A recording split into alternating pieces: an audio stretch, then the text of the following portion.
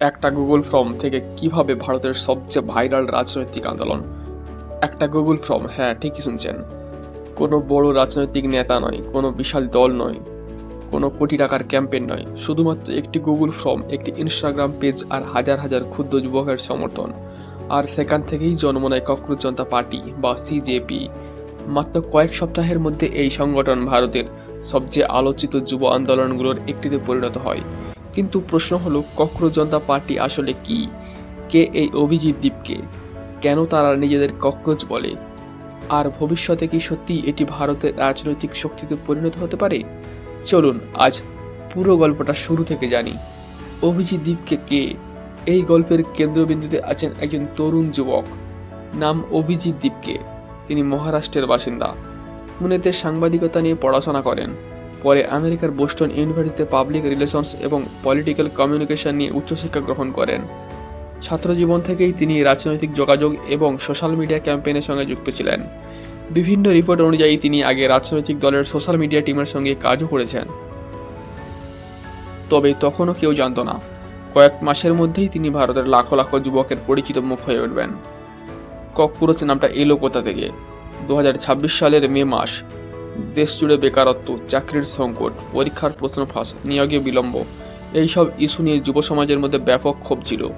ঠিক সেই সময় বিচার ব্যবস্থা নিয়ে একটি মন্তব্য সোশ্যাল মিডিয়ায় ব্যাপক বিতর্ক তৈরি করে। অনেক যুবক মনে করেন প্রতিবাদকারী এবং বেকার তরুণদের ককরোচ বা তেলাপোকা হিসাবে অপমান করা হয়েছে। এরপরই ঘটল সবচেয়ে অদ্ভুত ঘটনা। মানুষ অপমানিত হওয়ার বদলে সেই শব্দটাকেই নিজেদের পরিচয় বানিয়ে ফেলল। আর তাদের যুক্তি ছিল, তেলাপোকা সহজে মরে না, যত আঘাতই আসুক টিকে থাকে। যুবকরাও ঠিক তেমনই, চাকরি নেই, সুযোগ নেই, কিন্তু তারা এখনও লড়াই করছে। সেখান থেকেই জন্ম নেয় ম্যাইনেভি ককরোচ, অর্থাৎ আমিও ককরোচ। গুগল ফর্ম থেকে বিপ্লব। 16 মে 2026। অভিজিৎ দীপকে সোশ্যাল মিডিয়ায় একটি গুগল ফর্ম পোস্ট করেন। মূলত এটি ছিল একটি ব্যঙ্গাত্মক রাজনৈতিক পরীক্ষা।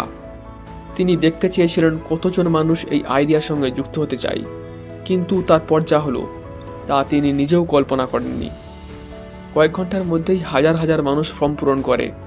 প্রথম দিনে হাজার হাজার সদস্য, প্রথম সপ্তাহে লাখের কাছাকাছি সমর্থন, ইনস্টাগ্রাম পেজে lakh lakh follower. Social media জুড়ে শুরু হয় ম্যাইনেভি ককরোচ ক্যাম্পেইন। কেন এত দ্রুত ভাইরাল হলো? একটা প্রশ্ন আসতেই পারে, এত রাজনৈতিক দল থাকা মানুষ হঠাৎ সিজেপি এর দিকে কেন ঝুঁকলো? কারণ সিজেপি এমন কিছু বলেছিল যা অনেক যুব বহুদিন ধরে বলতে চাইছিল, যেমন বেকারত্ব, সরকারি চাকরির সংকট, নিট প্রশ্ন ফাঁস, পরীক্ষায় দুর্নীতি, নিয়োগে বিলম্ব, কম বেতন আর রাজনৈতিক নেতাদের জবাবদিহিতার অভাব। অনেক তরুণ মনে করেছিল তাদের সমস্যার কথা কেউ বলছে না। সিজেপি সেই ক্ষোভের ভাষা হয়ে উঠেছিল। ম্যানিফেস্টো বা মূল দাবি। সিজেপি শুধু মিম বানায়নি, তারা একটি ম্যানিফেস্টো বা ইশতেহারও প্রকাশ করে, যেখানে কয়েকটি বড় দাবি ছিল। 1 নম্বর, সরকারি কাছে স্বচ্ছতা। 2 নম্বর, চাকরি এবং নিয়োগ প্রক্রিয়ায় জবাবদিহিতা। 3 নম্বর, পরীক্ষায় দুর্নীতি বন্ধ। 4 নম্বর, বাকস্বাধীনতা রক্ষা। 5 নম্বর, বিচার ব্যবস্থা এবং গণতান্ত্রিক প্রতিষ্ঠানের স্বাধীনতা নিশ্চিত করা। এই বিষয়গুলোই দ্রুত যুব সমাজের মধ্যে জনপ্রিয় হয়ে ওঠে। যন্তর মন্তর আন্দোলন। শুধু সোশ্যাল মিডিয়া নয়, সিজেপি বাস্তবেও রাস্তায় নামে। 6 জুন 2026, দিল্লির যন্তর মন্তর। হাজার হাজার ছাত্র এবং চাকরি প্রার্থী সেখানে জড়ো হয়। এই আন্দোলনের নেতৃত্বে ছিলেন অভিজিৎ দীপকে। প্রধান দাবি ছিল শিক্ষা ব্যবস্থায় সংস্কার, পরীক্ষায় স্বচ্ছতা এবং নিয়োগের দুর্নীতির বিরুদ্ধে কঠোর ব্যবস্থা। এই আন্দোলনের পর সিজেপি আরও বেশি জাতীয় আলোচনায় চলে আসে। সিজেপি কি সত্যিকারের রাজনৈতিক দল?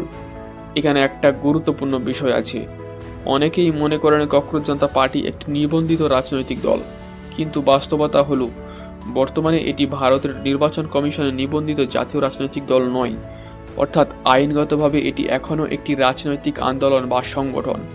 তবে ভবিষ্যতে দল হিসাবে নিবন্ধিত হওয়ার পরিকল্পনার কথা তাদের পক্ষ থেকে বলা হয়েছে। বিতর্ক।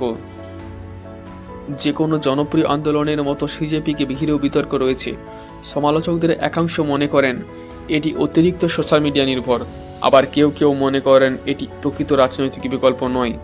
অন্যদিকে সমর্থকদের দাবি, যুবকদের সমস্যা নিয়ে অন্তত কেউ তো কথা বলেছে।